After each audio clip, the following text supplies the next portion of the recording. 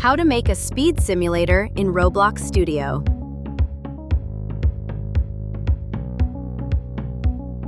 Add a script to server script service. Writing the script. This script increases a player's speed every time they move, while displaying their current speed in the leaderboard. Stores values that control the system. When a player joins, we create their speed data.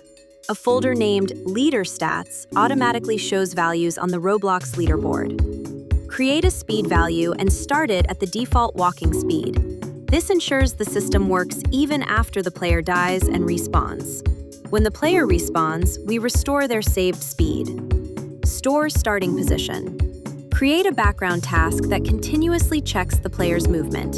The loop automatically stops when the character dies or is removed. Only check movement twice per second to keep the system efficient. Magnitude gives us the distance traveled between two positions. Only reward speed if the player is genuinely moving. Each time movement is detected, the player's speed increases. After increasing the stat, update the humanoid so the player moves faster. Store the player's current position so we can compare it during the next check. Click play in Roblox Studio and start testing.